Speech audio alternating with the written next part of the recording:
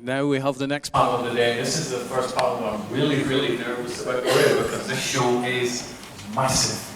I'm pretty sure everybody's up to date with Game of Thrones, hopefully. Because you never know what questions get asked, and maybe a spoiler or two. I don't know how twitchy people get if the show gets ruined. So we have four wonderful people from the world of Game of Thrones. We firstly have Ian Whyte, who's played several characters, White Walker, Gregor Sarine, and Dongo the Giant. So bring on the wonderful Ian Whyte. Round of applause, Ian.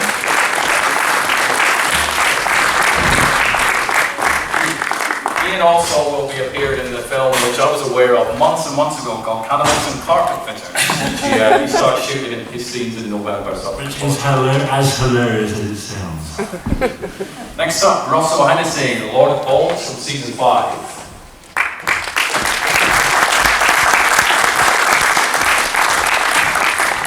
Sarine Sofair, played Lahara, season 4 and season 5.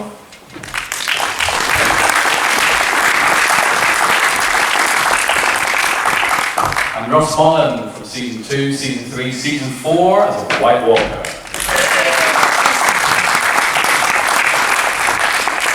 And the other reason we're nervous about doing this panel is not only are these four awesome people from one of my favourite TV shows in front of me, but I know it's going to be a lot of questions, which on one hand is easy for me, because it means less talking for me, more interaction for you. If anybody's got any questions, put your hand up. Myself or my co-host Bob will run over with the microphone and get it done. I'm going to stand back here in the dark because before I couldn't see people raising their hands.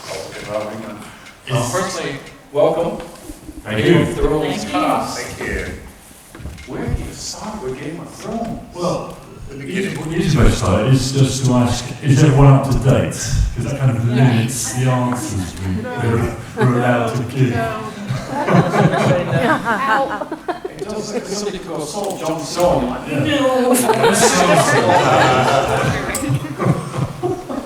So yeah, it does seem to be. The end. Hopefully that will go well. This has been the shortest panel in history. I'll just wait for that.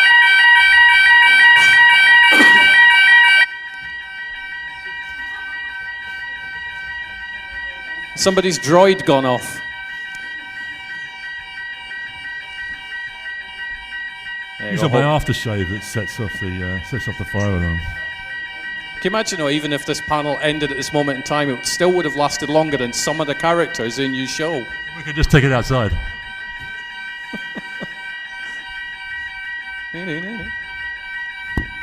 Hopefully that will shut up before long. Somebody having a sneaky smoke in a toilet cubicle or something. Table clips. Hey! Thank you. Round of applause for not the fire alarm going off. So yes, so hopefully everybody is up to date on Game of Thrones. What was your story? I'm going to ask each of you individually. What is your memory of first getting involved with the series? My first audition was for The Mountain in Series 1. Didn't get the part and forgot all about it. 3 months later, they called me up and says, "We've got another part for you. We'd like you to play the White Walker in Season 1, Episode 1. Don't have to audition again. Part's yours." So that was it. Series 2, they invited me to re-audition for the role of the Mountain. Got the part this time. Quite a bit more involved than in the first series. A lot more dialogue, a lot more scenes. Season 3. I was still playing a White Walker at that time as well. And there was one scene, so about halfway through, where Jon Snow sees Craster laying one of his baby sons. Oh wait, no, it's not. It wasn't Craster at all. It was the one of his wives laying one of the sons in the forest for the White Walkers to carry off, and you couldn't see anything at all because it was black. Series 3 was the first time we see a giant, and I've been doing that ever since. And they're both now, Oh no, spoilers. No. All the giants are alive, honest. They will come back, because, Jon Snow.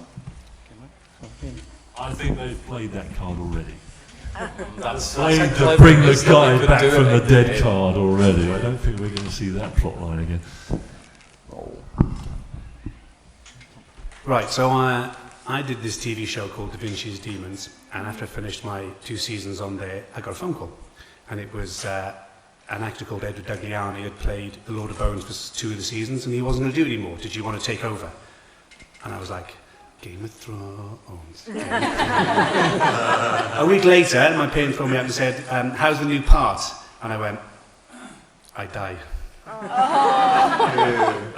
Like everybody, you die at some point. So I was extremely happy to get it, and then extremely upset to find out I died. I'm still alive, but, Hey. but I haven't caught up, so I'm probably more behind than anybody in the room. But yeah, I'm still alive. I auditioned actually through my agent, which was very lucky, but I didn't really know anything about it. And I had a lot of friends who had read the book and were really enthusiastic, and they were like, oh my God. And I had to call up a friend of mine, and I said, who's Lara? Is Lara in the book? And he was rushing through, went through the book, and he's like, I don't think so, I think they made her up. So I just went along, and I was the only redhead in the room, so I thought, they're not looking for redheads. And I got it. The casting director was like, yeah, it's perfect, great. And just ushered me out as quickly as possible. And so I just thought I'd never hear from him again. But yeah, that's how I got the first season. Second season, I was doing I was understudying Kerry Mulligan in Skylight, and I was doing a performance there. And I think the casting director got reminded of me. I think that's how I got the second season. And they just texted me and said, You're getting on a flight in a few days. And I said, who is this? What's this for? So that's how I got my second season. Yes, I was very lucky. I got a call from my agent to go to a casting for the show, and I had worked with Connor O'Sullivan before on Clash of the Titans. He had done all the prosthetics on The Witch that I was playing in that. And I showed up and I thought I was auditioning for King of Thrones. So I literally said, I'm here for King of Thrones. And Nina Gold said, well, it's actually Game of Thrones. And I said, oh, it's a game then. Because I thought maybe I'd never heard of it. So she kind of explained to me that it was a really successful, it had been in 1 season, and it was based on all these books.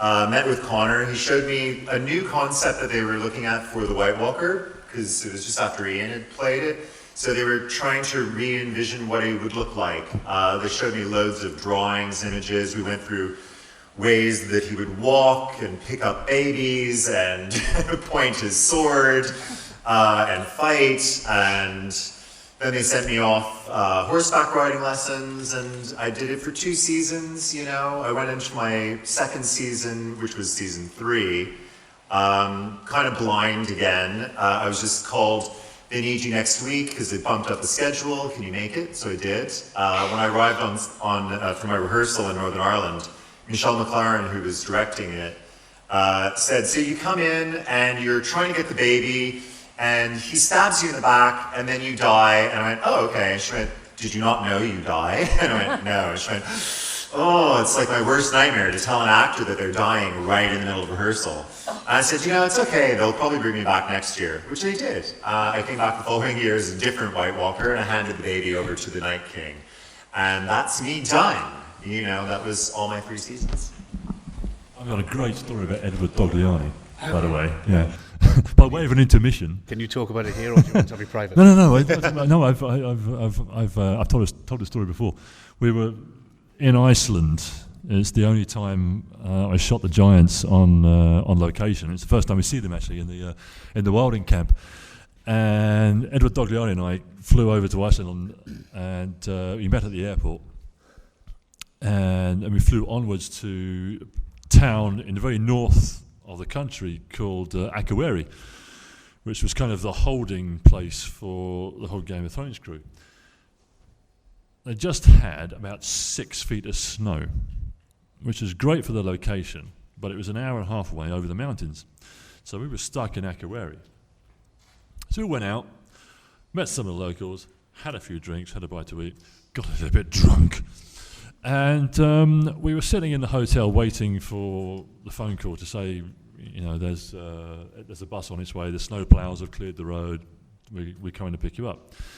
And so we're sitting in the bar, having a beer, watching the football on the television, and this terribly well-spoken lady, very well dressed, walked past, and she says, you men, what are you doing?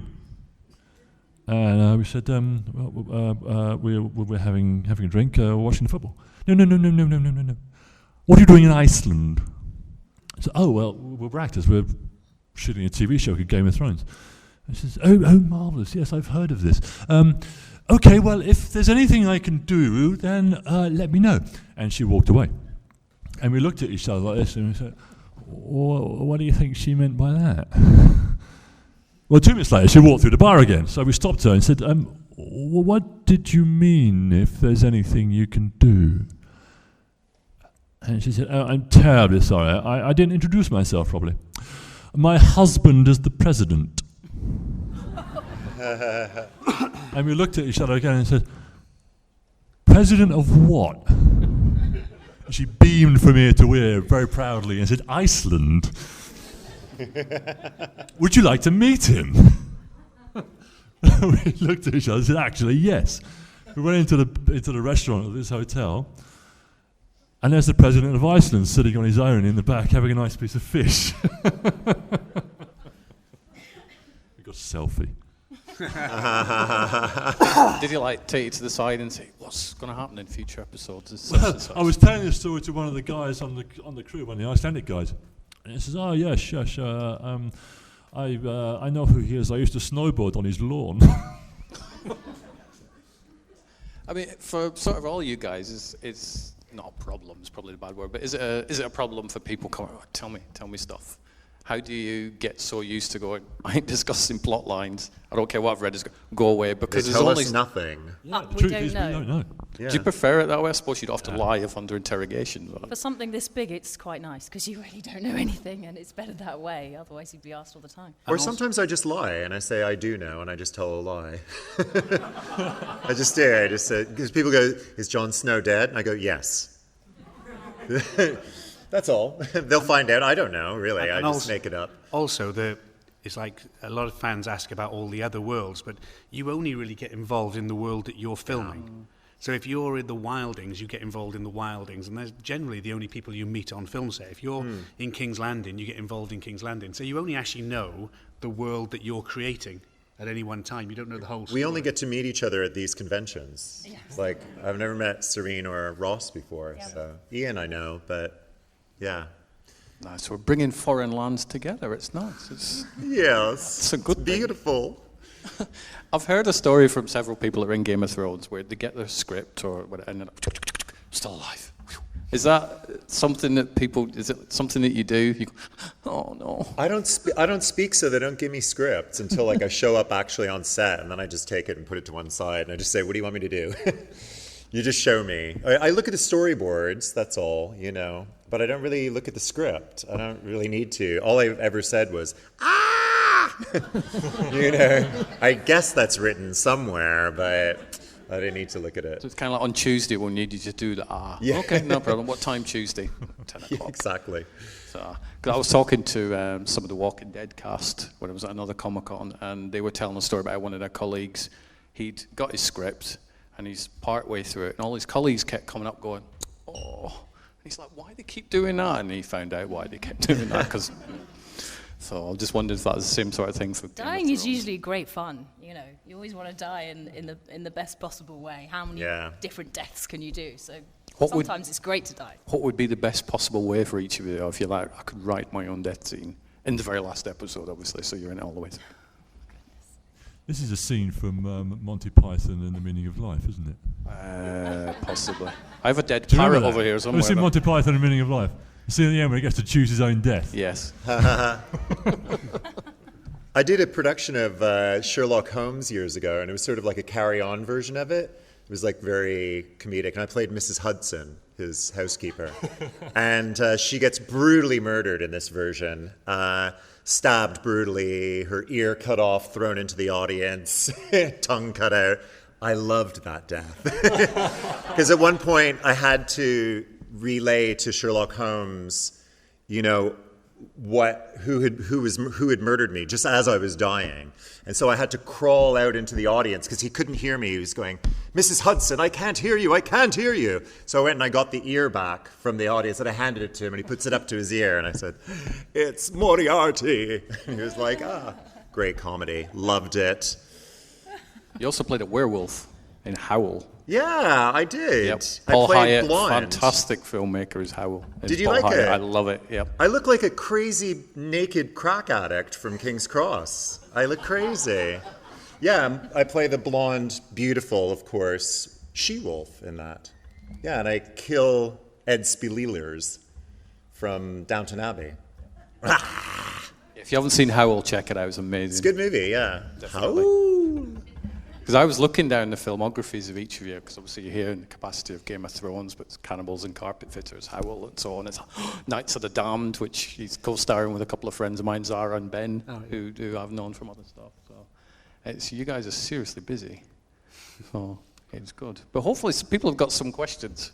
I could just chat with these people all day, and it would suit me fine. But if you have got questions, stick your hand up. Question? There's a question there. Gentleman there. Hey, I was going, you know when the giant character, when you knock down the wall in Castle Black, how badass do you feel at that point? Because I was rooting for you at that moment, like, when we did knock on the door, it's like, ooh.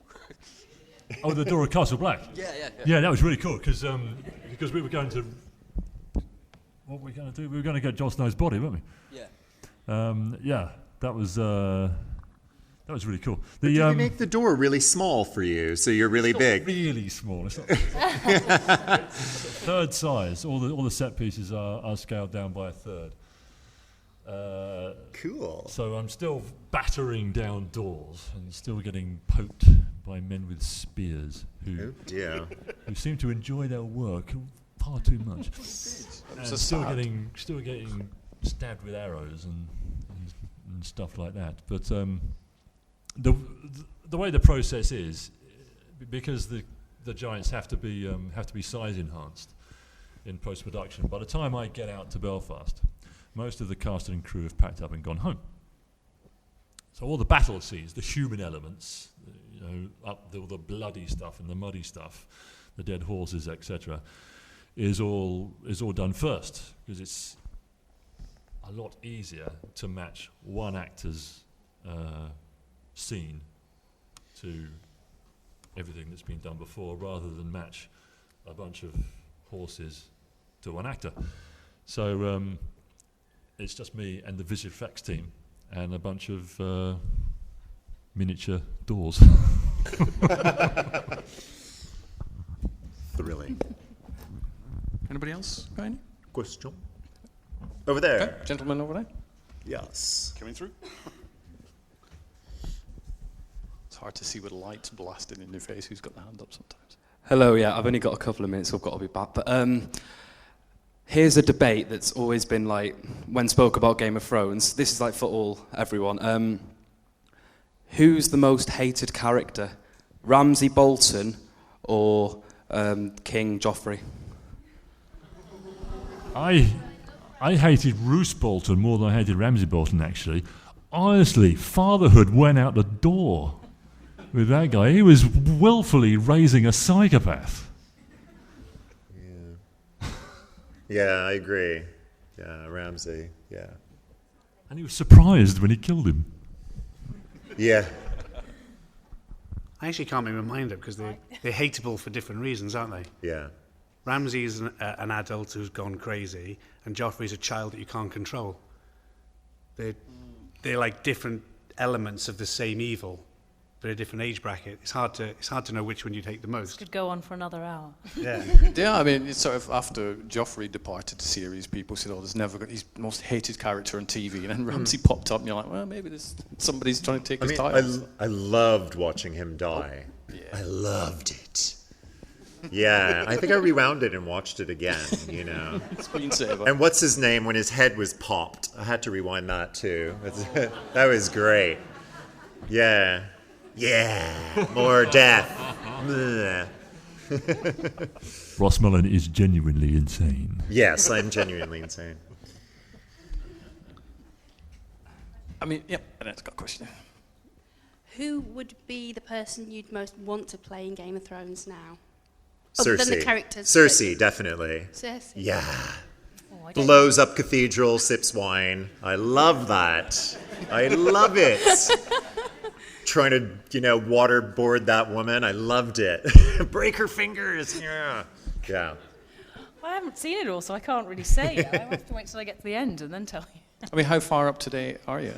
I've seen some of season 4. Yeah.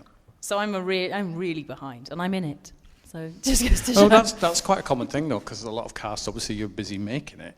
Yeah. So it's you're not really, like us, where we're like, oh, well, it's Monday. Sometimes we'll you just sit don't down and see watch it. things you do. Sometimes you just do them, and then or they come out years later, and you haven't seen it. Sometimes you just do the job, and you never even see it, or you decide not to. I know some actors who deliberately do not see anything that they've done on TV. Ross, who would you like to play in Game of Thrones? Joffrey or Ramsay? Well, being given a complete open book to be as nasty and as evil as you want in any direction must be wonderfully freeing and a little bit enjoyable. Hopefully shake the character off at the end of the day, though. Yeah. Ian, who would you? I was genuinely upset when can't remember his name now. Grief-stricken you are. Character played by Ian McElhinney. Anyone? Nope. Oh. So Ian B. Which one? Ian McElhinney. Master Swordsman. Oh, Swordsman yeah. of Westeros. He was a knight, a classical knight in a very heroic sense. Barristan Selmy. Thank you very much. I find that with Real Game of Thrones fan there. There's that many names of characters and places, and sometimes I struggle to remember who half. I know who everybody is in the show, but somebody says who's such and such. I'm like, I don't know. So I got that way when I was reading. I got that way when I was reading the books. I only read like the first 3 or 4 books, but I got to the point where I was leafing through the book, and I think, I have no idea what's going on. I have no idea who half of these people are. And I had to go back another 150 pages to try and figure out what was going on. Yeah. No. But you watch the show, you get the basics of Yeah. it, and you can then follow the journey and do it that way. So it's very, very good. Any more questions? Question? There's one at the back. It's Catwoman, I believe. Run, Bob, run. Oh. Catwoman. For all of you, who would you like to see sitting on the Iron Throne? Cersei, Daenerys, or Jon Snow? Cersei's on it now, so I'd like to see maybe Daenerys on it for a bit, and I'd like to see a big fight between the two of them. Jon Snow gets involved. I don't know. I want them all to die. There you go. If you have to die, we have to die. Yeah, everybody Everyone has to should die. So we've got 2 more years of it, haven't we? And then it's concluded. I'm sure Daenerys will get one of her dragons to melt down the Iron Throne. Yeah, and make it into a coin. Replace it with a sofa. Yeah, replace it with a comfy sofa, because that does not look like it's a comfy throne at all. If that happens, you 2 get paid for it, because obviously you said it here first. That's pretty good. Any more questions? Here you go. Yeah. Now that you've run smoothly into that for the next 2 years, how is it all going to end, and where are you going to go after all of this? In terms of spin-offs, where are you going to go? Where are we going to go? Where's it Yeah, going to I mean, it's all been talked on the internet, isn't it, at the moment? Spin-offs and continuing on with the... You know more than we do. There has been talk where people have been like, maybe they can spin it off into this, that, and the other. The same thing happens sometimes with the game. Prequels, you know. It got old, but would you like to see Game of Thrones spin-off, or do you think, I think it should just be Game of Thrones? No, George R.R. Martin is such a prolific writer. I read an article in the news last week that said he's optioned another one of his properties. I forget what it was called. It was basically a post-World War II superhero story, in America. But you know, he's such a prolific writer, and he's put so much time and effort into this world. I mean, it's you know, he created this world. He created every aspect of it.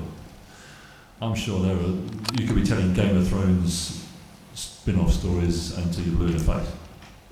Really. But this current series, it probably will end in tears. That's what I think. Yeah, I don't know. It sounds like it's going to go into a huge battle now. I think that's pretty obvious. A massive, massive battle, which will probably go over 2 seasons. And yeah, then I think, I don't know, I've heard rumors of prequels. That's what I've heard. Yeah. Prequels to people's stories. It'd be great to go back and hear, you know, about Daenerys' father. All of that story would be great to see come to life, maybe. Who created the Dothraki language? You know, Daenerys and that, the language they talk. So it's quite made up, isn't it, when she speaks and things, Khaleesi, she speaks in their own language. I don't know who made up that language. I don't know. No idea. It could be George R. R. Martin himself. We don't know. Anybody else?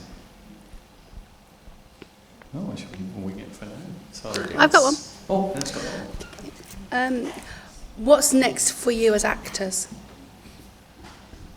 Cannibals Carpet is not I'm doing a comedy horror movie called Cannibals and Carpet Fitters, amongst other things. I'm shooting a zombie movie at the minute, which is going to be a trilogy of zombie movies called Knights of the Damned. And the irony is how connected to the Game of Thrones it is. So I rocked up to costume fitting, and the costume designer has something on her wall which is called a mood board. It's not what the costumes are like, but it's what helps her to create the mood of how the zombie should look. And as I walk into the costume fitting, there's me in my costume from Game of Thrones and all the White Walkers across the wall. And she's using that as her mood creation for creating the zombies in the film that I'm shooting. It's totally original. That's been a bit weird. I quite liked it, actually. I've got 2 films coming out by Lost Eye Film. One is The Risen 2, so I've got to wait for The Risen 1 to come out, so you look out for that. And I get a nice brutal murder death scene in that. I also get another death scene in The Gatehouse, which is from Lost Eye Film as well. And that's coming out in a couple of months, I believe, premiering in a couple of months. So that's really exciting. And I'm doing theatre at the moment, actually. So I'm doing Michael Morpurgo's King Arthur. I've just been in Edinburgh, doing 2 shows in Edinburgh, which is pretty crazy.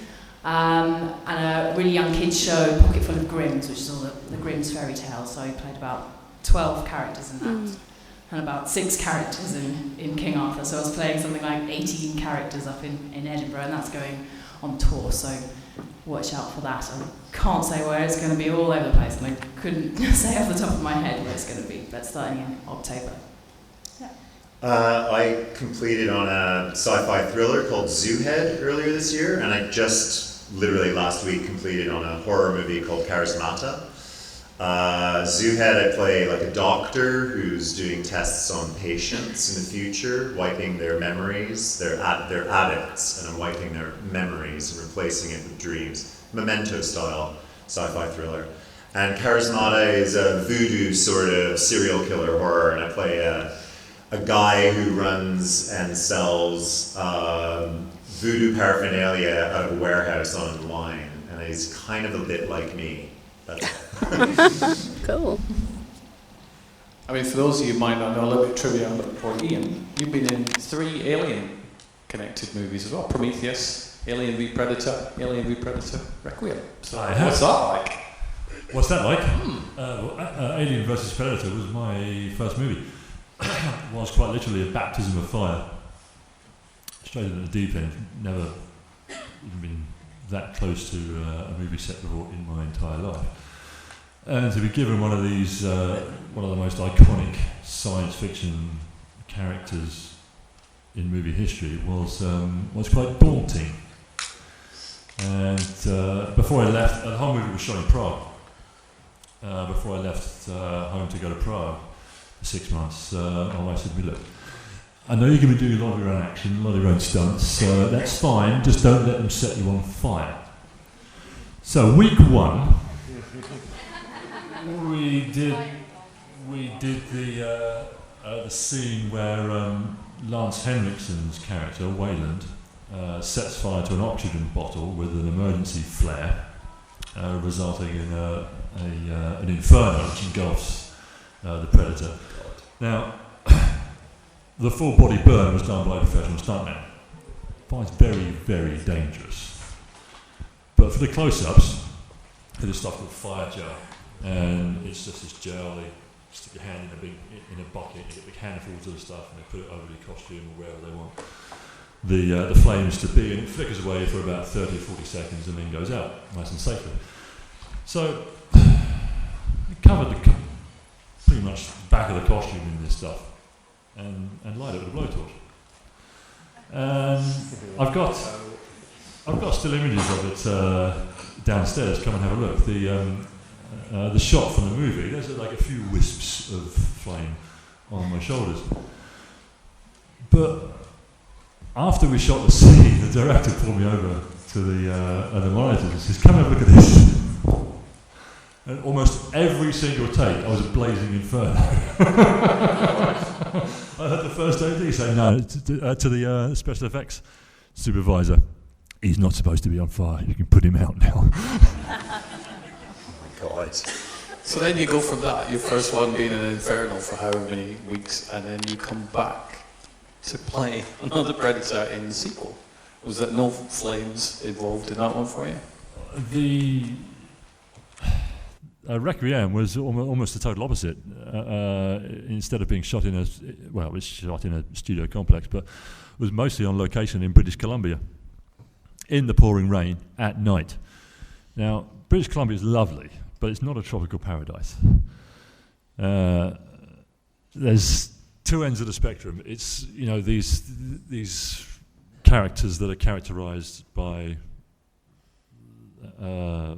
large rubber costumes. It's either boiling hot or freezing cold. Now, doing the Predator in the first movie, the first David P. movie, lots of action, lots of repetition, over and over and over again. You get hot. There's nowhere for the heat to go. You just get hotter and hotter and hotter, and that's part of the job. As soon as these costumes get wet, they lose all their properties of insulation because they're just big sponges. And there's no way of drying them off quickly, so that they get wetter and wetter and wetter, and colder and colder and colder. And we're shooting these elaborate fight scenes on the rooftop in British Columbia, and Tom Woodruff, who's playing the alien, we just cannot stop shaking in action because we're just freezing cold. Close to hypothermia twice in that movie. Then you come back for Prometheus, play the engineer. So 3 alien movies, not too bad. Prometheus was an absolute joy. I'd already met Ridley Scott and done about 4 or 5 makeup tests for Conor O'Sullivan, who's the prosthetics makeup supervisor, who I knew as a mutual friend of mine and Ross's, who I knew before from Game of Thrones and Clash of the Titans and a few other things. And he said, "Look, I'm not offering you the part, but we need to do makeup tests for this character. It's a big character, and but if it all goes well, then we will push for you to get the part." And it wasn't I'd done all these makeup tests and a camera test, actually met the director, that actually went in and officially auditioned with the casting director. And the scene I auditioned for Nina Gold was the only scene in the movie that I didn't shoot, and it was the scene at the top of the waterfall, right at the beginning, where the engineer makes the grand gesture of self-sacrifice to supposedly seed the planet with life. And we did a full body makeup test for this character, and I'm always getting confused. I'm always getting people coming up to me and they said, "Oh wow, that looked amazing." well, actually, it's not me.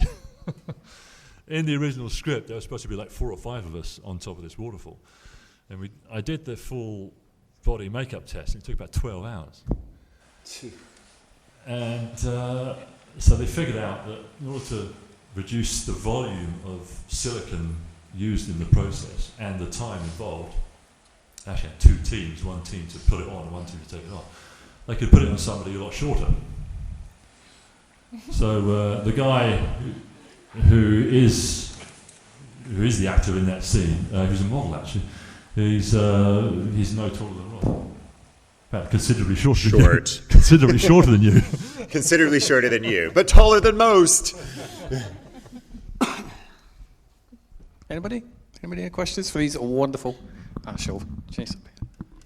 Not often we get them all in the same room. This one's for Ross. My son's a huge Doctor Who fan. Which was your favourite character? Of the 2 that I played, I have to say the Teller. You know, I really, really enjoyed working with Keely Hawes and Peter Capaldi. The whole cast were brilliant. The team was really great. I overheated on set on the very first day, and Keely Hawes was just super amazing. She was like, somebody get this guy a glass of water.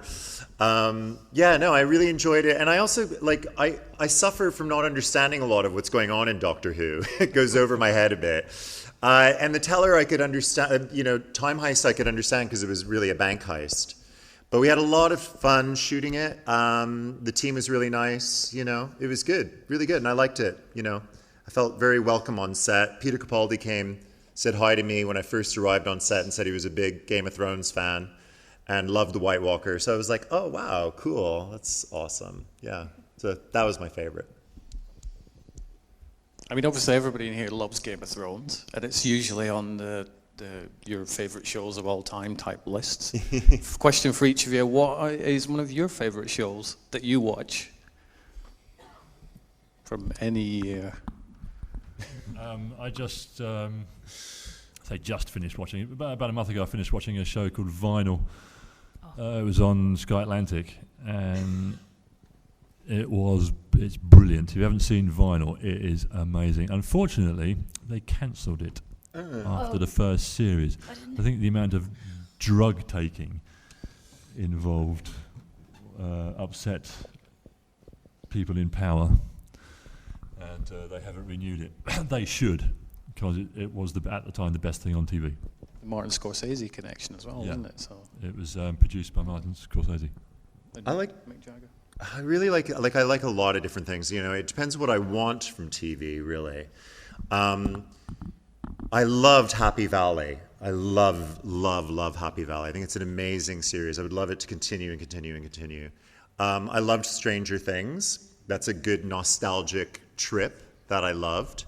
But when I go home and I just want to laze out and laugh, I love The Real Housewives of whatever city, because watching women with plastic surgery screaming at each other is just so far removed from my world. I love it. That's kind of me and TV. It's, a relationship of what I'm hungry for. Don't worry. I watch Dance Moms. Oh, I love Dance Moms. Abby Lee Miller is, a psychopath, and I love her. And should always be working with children, of course. Brilliant. Over the last couple of years, I think, I watched the first season specifically. Second season is good as well, but True Detective was, for me, one of the best shows I've seen in the last few years. And I just can't even put into words how brilliant it is. So if you haven't watched it, the first season, Matthew McConaughey and Woody Harrelson, all absolutely fantastic. All the acting, directing, writing, amazing. What about yourself, Ross? The Walking Dead. Are you up to date on that? Not this last season, because I've been filming, but that will be watched. It's very good, obviously. But yeah, it's, what about Fear the Walking Dead? Have you I haven't watched any of that at all, no. It's all right. It's good. Second season's more just like The Walking Dead, but the first season, the build-up is quite... A lot of people don't like it, but good stuff. I'm also quite partial to the Great British Bake Off. Oh, yeah. A show that I'd be absolutely terrible on. This is me on Great British Break Off. Ian, can you bring your cake to the table, please? Pardon? Excuse me? I've made some crumbs. Yeah, with the bake-offs on, I get lots of work done because Annette's watching in, I don't. There's a question over there. Yes, I'm going. From young... Oh, yes. The mic. If you could be any Avenger, what would it be? Avenger? I'd be Steed. I think... yeah, I was going to say, you must know because you got kids. Mrs. Peel. Have we had that joke already? I don't... Aren't they? Are they all like different colors? Yes, I don't. Yeah. I don't The know. blue one. I don't know. I don't even know. I don't watch it. I feel terrible for it. Yeah, all of them, and I'd be amazing at each of them. My little son Griffey thinks that I'm the Hulk, but not green.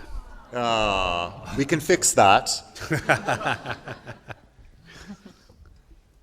What about yourself, Sarine? What would you be, Avenger-wise? Well, I don't know them. The pink I can't. one. Is there a pink one? There is now. Just make a pink one. Ian? I have no idea. I'd be...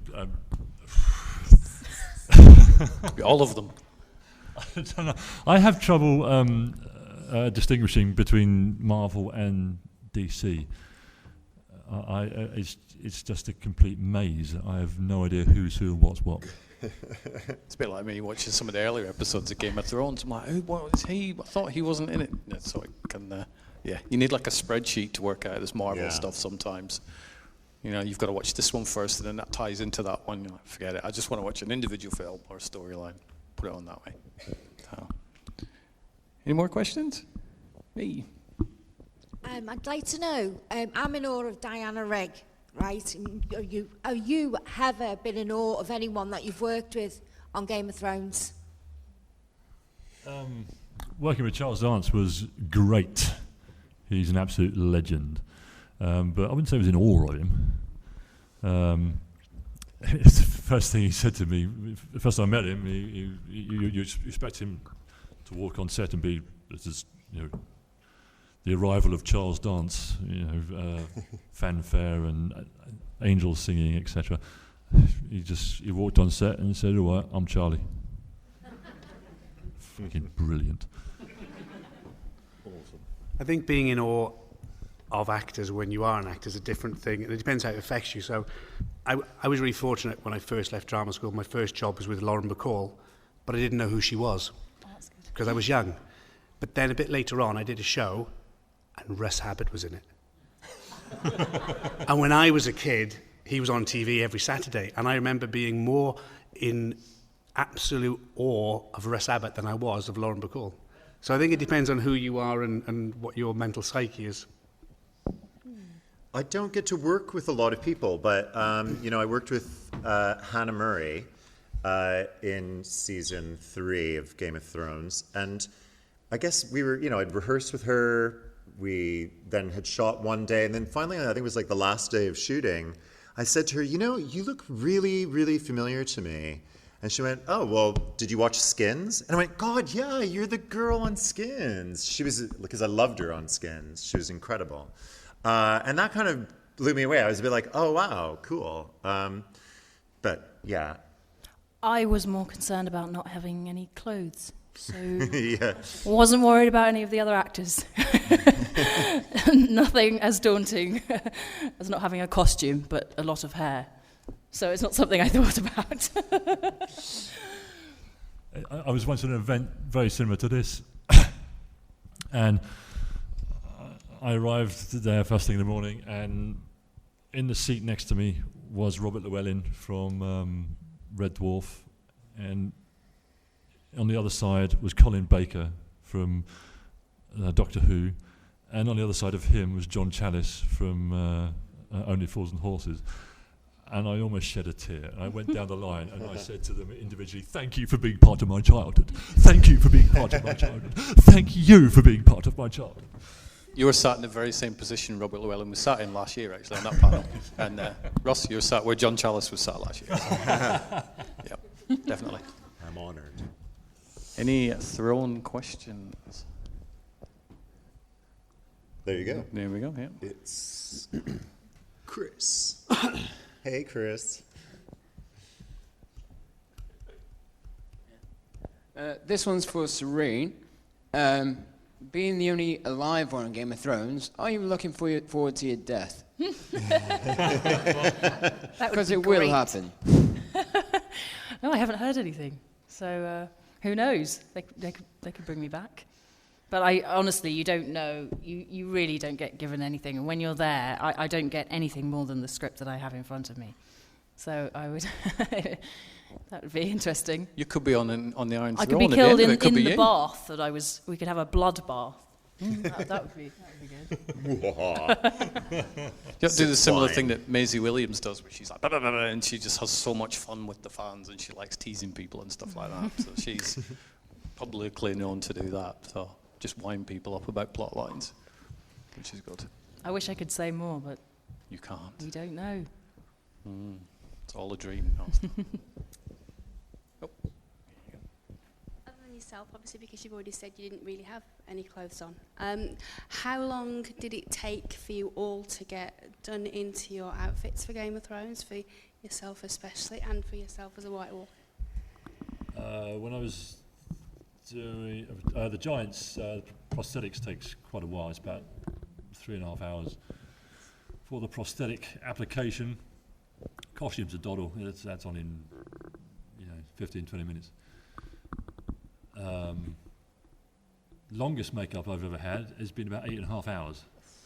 It's for a little-known horror movie, which actually had Kate Dickie in one of the lead roles. Game of Thrones link. Called Outcast.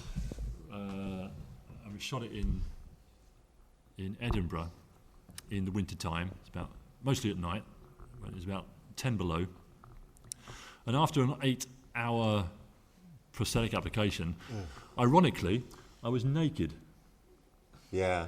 I played basically a werewolf without any hair. Imagine a werewolf without any hair. I auditioned for that. Slime. So glad you got it. Yeah, I'm so glad you got that job. When I hear you talk, we've had this discussion before, and I was like, I'm so glad I dodged that bullet. Absolutely hilarious, honestly. We were shooting in this housing estate just outside Edinburgh at night, and I've got this costume on, this prosthetics, basically head to toe. Teeth, hands, feet, the hair's a mess, and the biggest prosthetic gentleman sausage you've ever seen in your entire life. Dangling between my legs. And it's chucking out time. And the pub doors open, just around the corner. And a bunch of drunks come wandering straight through the set. Alright, can I be in your film? And one guy looked at me. Kids, cover your ears. He looked at me and his jaw dropped. He says, "Fuck me, look at the size of the cock on that man."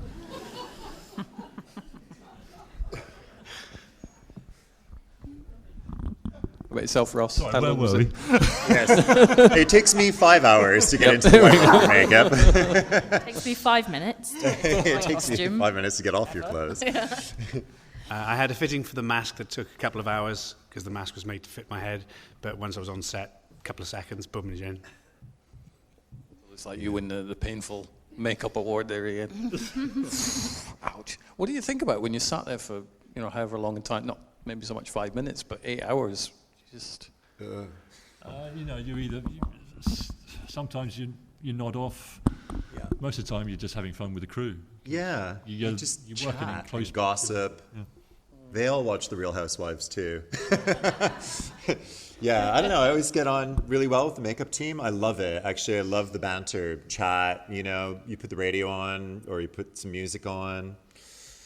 It's fun. It's a bit of fun. And yeah, it's not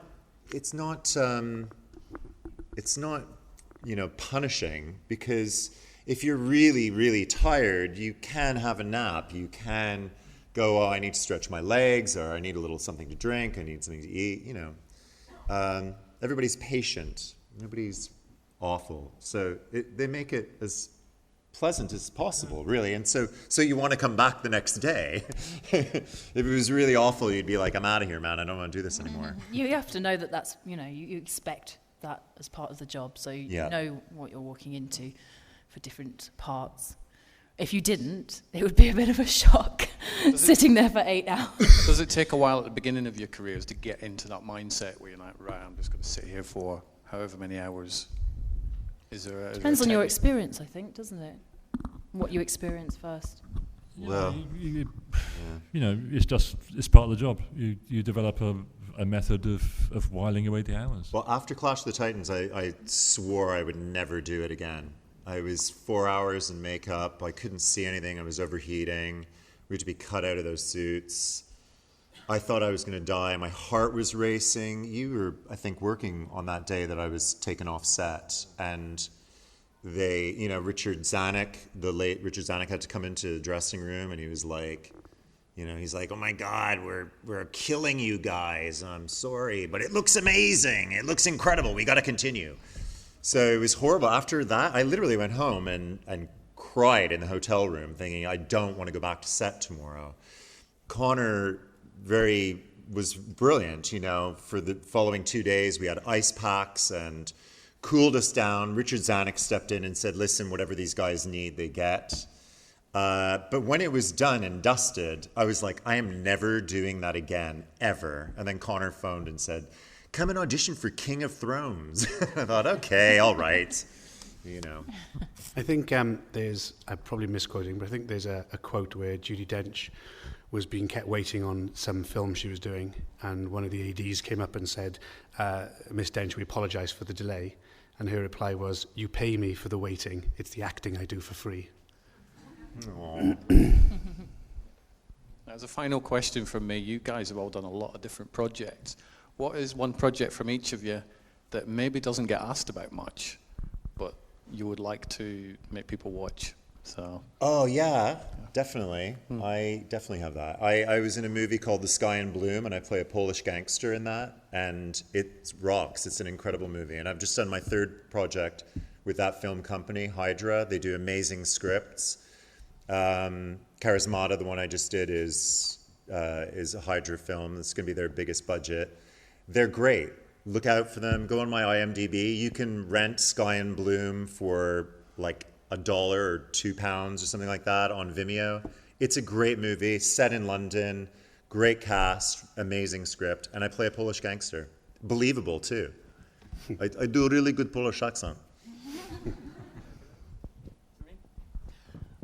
I actually did a short film with Harry Bradshaw. It was his master's, and we went to the Amazon jungle in Venezuela. And sometimes you do really extreme things, but it's not, it's not a well-recognized film. It's going to festivals now. But we spent a week doing the most extreme filming I've ever done in my life. I didn't think, every day I thought I was going to die. And it's one of the most beautiful places I've ever been to, but one of the harshest places to work in ever. And I've worked in the Saharan desert and places like that, but the Amazon jungle is nothing like it. And the work that you put in just doesn't get recognized. And that was such a beautiful film and so hard to make. I got eaten alive. Everything eats you in the jungle, everything.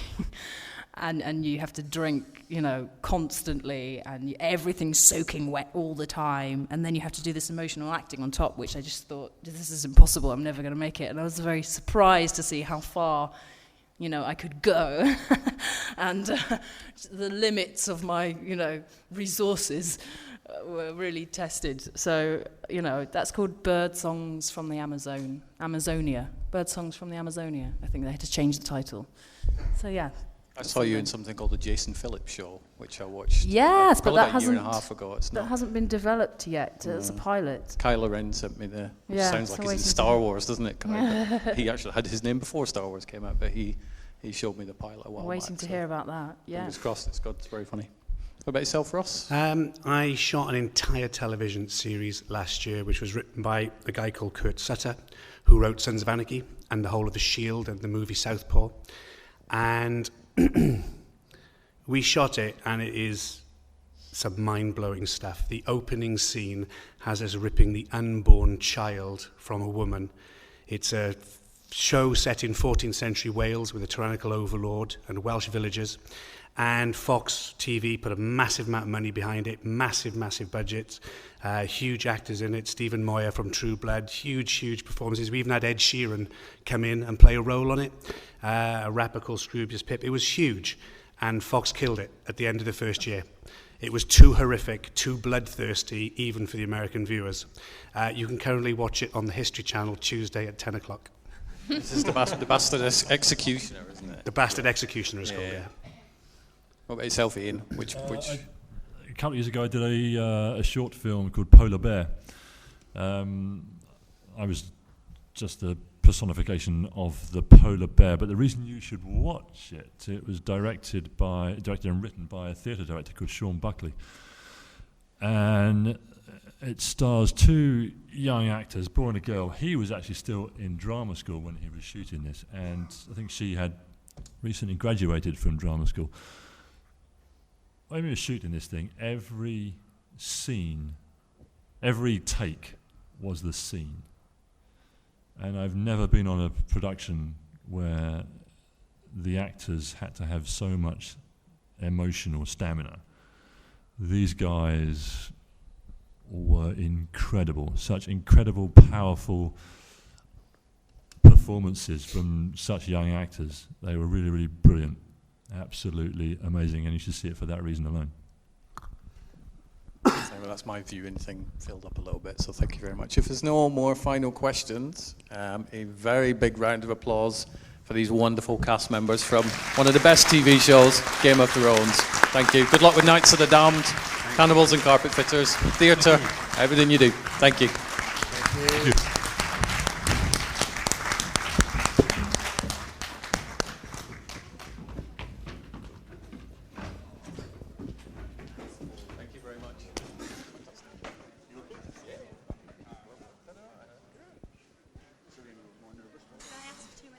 No, not at all.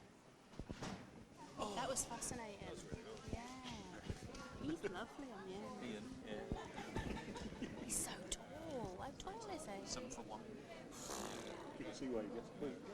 Yeah. What's the next one? I think it's 3 o'clock. The next one. Check in a minute. You've got half an hour? I'm exhausted after that. Yeah. Go and get a break. Have a sandwich. Have a drink or something. Yeah, that was the killer one for me. It was really good. It was interesting. Really interesting. I felt a bit weird. I veered it off slightly from Game of Thrones.